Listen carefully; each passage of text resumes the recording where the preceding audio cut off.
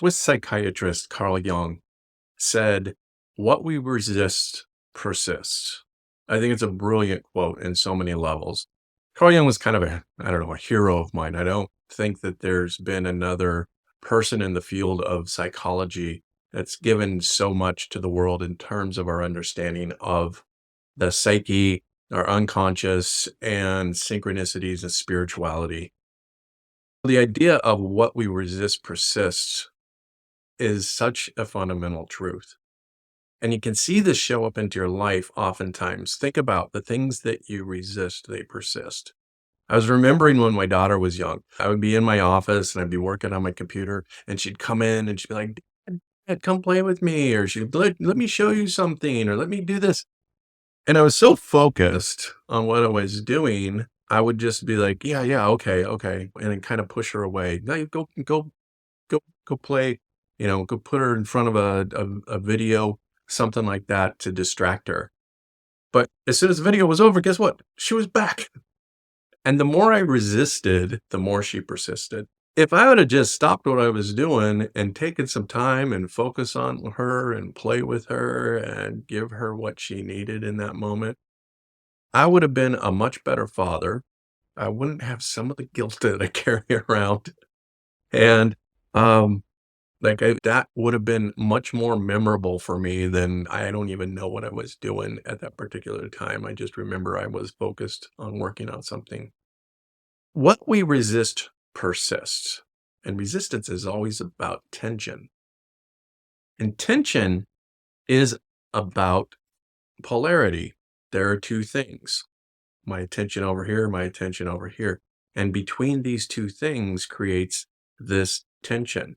So there's the tension of me wanting to do my work, my daughter wanting me to play with her, and the tension that happened in between that just created that persistence. Tension is something that we guys hate. We try to kill tension as quickly as possible. And the problem is when we try to kill tension, the only thing that it does, because we're resisting it, is it persists. When you're trying to kill tension, it's just going to persist. As the masculine energy, one of our things that we need to do is we need to become the bridge. We need to become the bridge between these two tensions. How do I get my needs met? How does she get her needs met? How do we both get our needs met? Now, that coming from a higher place of masculine might be something like, I'm going to go play with her and give her attention. And then when it's her bedtime, I'm going to put her to bed. And then I'm going to come back and I'm going to focus on the thing that I was focusing on. That would have been a great way to be a bridge between these two things. Neither one of these things would have persisted. But because I was so focused in those moments, I just continued to resist it. And the more I resisted, the more she persisted. Tension then is about polarity. It's about these two sides that are pulling against each other. If you have a north and a south and you try to hold them apart, what happens? There's this tension in between because those two things want to connect. But when we become the bridge, then what happens is not only are we soothing the tension, but we're getting rid of the tension inside of us. Now, where does this tension, this polarity come from? Well, it comes from our judgments. When I judge something as being binary, right, wrong, good, bad, black, white, then I'm going to be creating a polarity within myself. So if I'm always saying, well, this is the way to do this, and anybody who doesn't do it this way is wrong, or this is the way that things should be, or this is the way that things shouldn't be. Whenever I'm in a position of judgment, I'm going to create bigger tension within myself. I'm going to create a bigger emotional response. Like in the Bible, it says, judge not lest you be judged. And what Jesus was talking about was essentially that when you judge something, you are judging yourself. That's a projection. When I'm looking at something and saying it's a right or wrong, I am projecting on that thing my own resistance into doing and living in that space. So if I'm resisting, let's say, doing something good for myself, like going to the gym, I'm resisting that. What's going to happen is that resistance is just going to persist. I'm always going to have this tension inside of me that says I should be going to the gym. If I go to the gym, what happens then is I lean into that tension and I become the bridge and I do the thing that I'm judging. I don't want to do that. It's going to cause me pain, blah, blah, blah. When I'm judging that thing, then what's happening is I'm resisting. And the more I resist, guess what happens? Procrastination. What I talked about yesterday, getting off of your mission. When you're off your mission, when you're distracted by something else, there's a good chance that there's a judgment behind it, whatever it is, something there. There's something that, some kind of judgment, some kind of arguing with reality that you're doing, and that's keeping you off of mission, as opposed to just stop resisting the tension, leaning into it, doing the thing that you need to do. The problem with judgments, like I said, it's a binary process, right, wrong, should, shouldn't. And whenever I'm in the midst of that, what's happening is I'm suffering. I am arguing with reality. Byron Katie, who wrote Loving What Is, she says in that book, whenever I argue with reality, I only lose, but every single time. The idea of resisting reality is it means that the reality is going to persist. I'm going to suffer. The more I resist reality, the more persistence the suffering is. What we want to be able to do then is we want to be able to clear our judgments. And the way to clear our judgments is first recognizing the fact that I have a judgment. I am judging this thing as right or wrong, good or bad, should or shouldn't. I'm not saying we should just become complacent and never change anything. But what I am saying is that the more I resist it, the more it's going to persist. The more tension is going to come up inside of me and the more work I'm going to have to do. And when I resist it, it's just going to persist. How do we clear judgments? I judge, you judge. I do it all the time. I judge something as being good or bad or right or wrong. And then I find myself suffering, ruminating, thinking about that thing.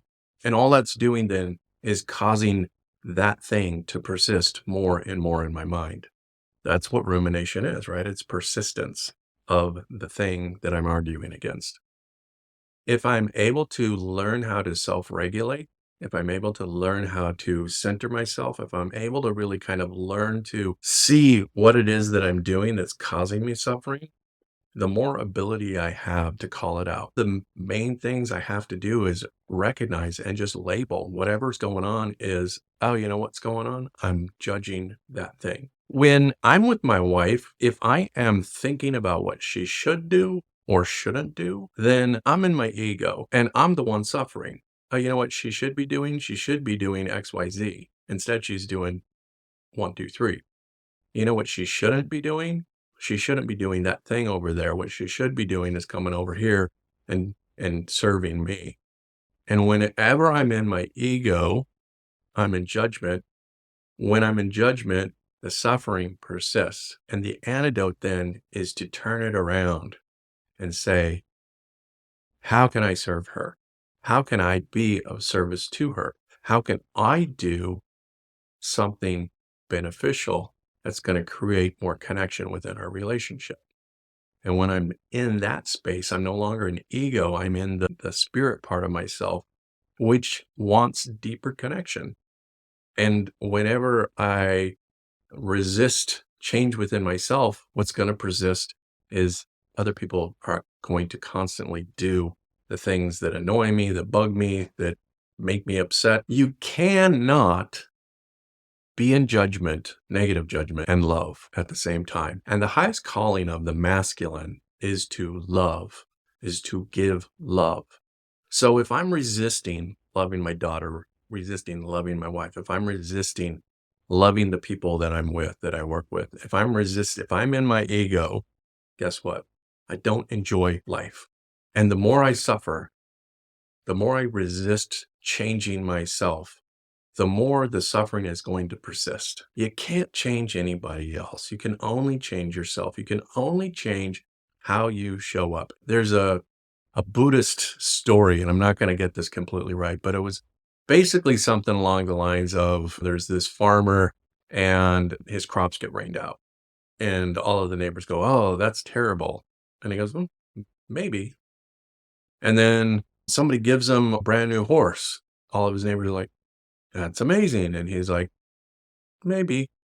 And then the horse dies, and everybody's like, "Oh, that's terrible." And he goes, "Maybe." And the point is that we don't know. When something happens, it might be good or bad. What I find is the things that tend to cause me pain, when I stop resisting them and I lean into it, that's when I grow. The entire point of life is to grow, change, adapt, become the best versions of ourselves. And the way that we do that is through loving each other. If you're not serving, if you're not loving, if you're not focused on what you can do to impact the world, then what you're doing is you're focused on yourself and you're focused on what's happening to me that I don't think should be happening, or what's happening that I'm glad it's happening. But either way, I'm constantly going to be in this dysregulation of my emotions based on whatever I judge the things that are happening to me as being good, bad. Remember, what you resist will persist. The thing that you're avoiding will be the thing that always comes up for you. If you're avoiding anything in life, you're going to feel that tension. You're going to feel that polarity inside of you. And the only way to calm that down is to be able to center yourself, get in your higher consciousness. This is why meditation is so important. Embodiment work is so important. You want to be able to calm your nervous system, recognize your judgments, see your judgments for what they are, let them go, and be of service, be of love. Because the highest calling of the masculine is always to love. I hope you found this valuable. If you did, please like, subscribe, share it, comment, and I will see you next time.